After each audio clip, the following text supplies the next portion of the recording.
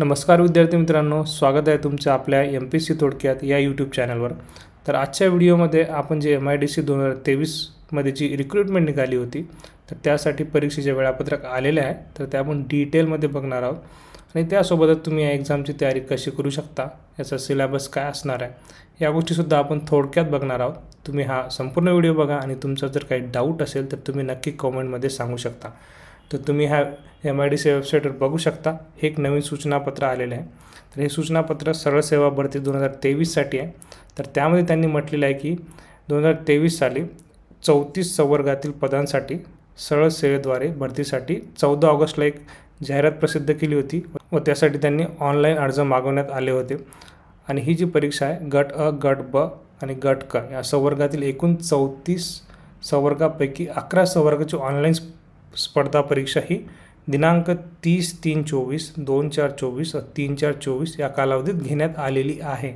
परंतु हा एक महत्त्वाचा पॉईंट आहे, परीक्षा घेण्यात आलेल्या सदर 11 संवर्गापैकी लघुलेखक, निम्न श्रेणी, लघु टंकलेखक व वरिष्ठ लेखापाल आणि लेखा अधिकारी या संवर्गातील सामाजिक आणि शैक्षणिकदृष्ट्या मागासवर्गीय आरक्षण सन 2024च्या तरतुदीनुसार वयाधिक ठरलेल्या पात्र उमेदवाराची परीक्षा तसेच उर्वरित 23 संवर्गाच्या परीक्षेचा दिनांक, तर या तारखेला आता ह्या परीक्षा होणार आहे 10 जुलै, 6 ऑगस्ट 2025, 10 जुलै 2025, 6 ऑगस्ट 2025, 8 ऑगस्ट 2025 आणि 10 ऑगस्ट 2025।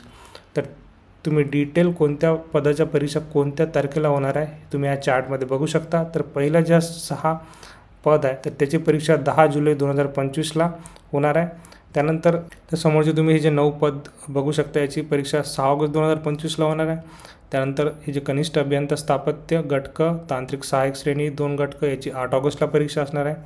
त्यानंतर हे बाकीचे जे पद आहे 18 ते 24 पर्यंत याची परीक्षा 9 ऑगस्टला होणार आहे। त्यानंतर 25, 26, 27 हे जे 3 पद आहे याची परीक्षा 10 ऑगस्ट 2025ला होणार आहे। आणि महत्त्वाचं म्हणजे याची जे हॉल तिकीट आहे तुमचे जे परीक्षेचा दिनांक आहे त्याच्या 7 दिवस अगोदर त्यांच्या वेबसाईटवर येऊन जाईल। तर अशा प्रकारे हे यांचं संपूर्ण वेळापत्रक आलेलं आहे।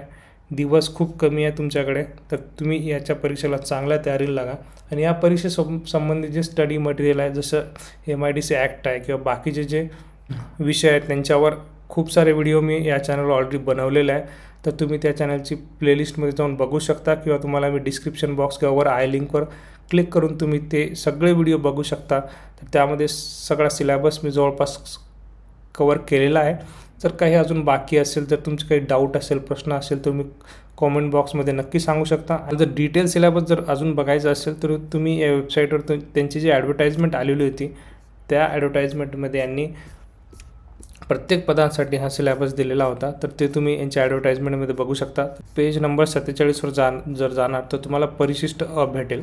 तर त्यामध्ये जर तुमची जे पदासाठी तुम्ही फॉर्म भरलेला आहे तुम्ही इथं उदाहरणार्थ बघू शकता, हे जे कार्यकारी अभियंता स्थापत्य तर किती भाग आहे, टोटल 6 भाग आहे। तर कोणत्या भागाला किती प्रश्न आहे आणि हे किती मार्कची परीक्षा आहे, किती वेळासाठी आहे आणि या सगळ्या परीक्षा ऑनलाईन आहे।